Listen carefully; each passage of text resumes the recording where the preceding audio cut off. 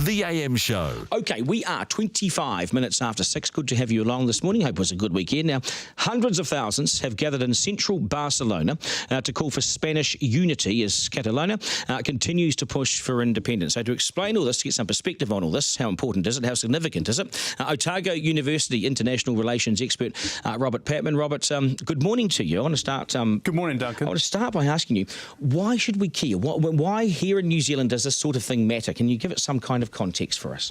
Yes, the EU is a major trade partner of New Zealand. About 16% of our exports go to the EU, and Spain is a very important country within the EU bloc. And at the moment, Spain is facing the biggest political crisis in the last 40 years, with implications both for Spain but for the EU. Now, what do you make of the activities over the weekend? You know, not so much the protest, but the support of Spain and the support of the Spanish position.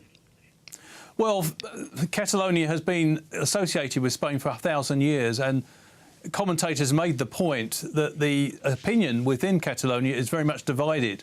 The silent majority, as commentators sometimes call it in Madrid, certainly seem to favour continued union. But it's a tricky situation because, as we've seen in the last few days, passions have been heightened, and I think the Prime Minister, Mariano Rajoy, must be gambling that now that he's called the bluff of the separatists, the silent majority will be increasingly have their say, and that Catalonia will use the elections of December the 21st this year to remain in Spain. How big is Catalonia? I mean, what would happen if they went independent? Would it matter? Yes, absolutely. It's a country of nearly 8 million people. It's responsible for 25% of Spain's exports. So it's a major economic contributor to Spain. And it would have implications. For example, most of the EU countries are basically supporting the position of the Spanish government over this issue. But interestingly, yesterday, members of the Scottish Parliament indicated they have some sympathy for the independence aspirations of Catalonia. So I think from that we can draw the view that should the secessionist movement gather momentum, it may have implications for other parts of the EU. Do they have a case? I mean, what's going to happen here? What's your hunch? Do you think they have a case for independence, or should they shut up and get in behind Spain? I think on balance, Catalonia will remain part of Spain.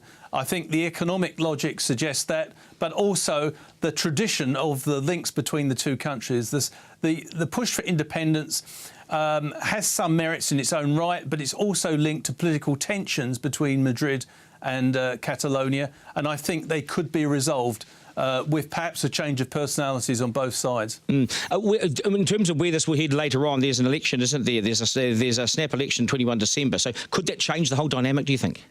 I think it could, particularly if those wanting to remain in the Union make their voices heard. One of the observations that have been made from Catalonia is the separatists have been much better organised than the majority who want to remain within Spain. And it may be now that the events of the last 24 hours will act as a bit of a wake-up call for those who want to remain in Spain, for them to get their act together and start mobilising. Now, if the Catalonians who want independence, of course, don't get what they want, do we fear more violence? Do we fear more protest? Do we fear that it could get ugly?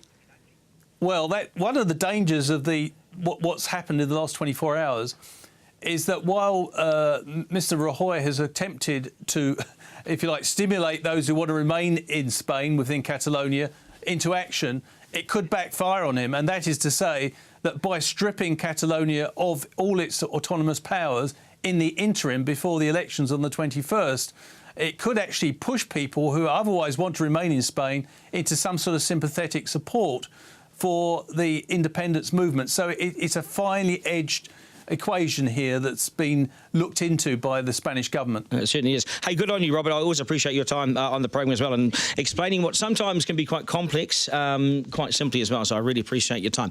We're just coming up 6:30. Don't forget our poll today as well. Really keen for you to get involved. Will you give to trick-or-treaters? Will you ignore them? Or will you slam the door in their face? That'd be a bit nasty. We're going to go to $2 shop, get some lollies and chuck it their way.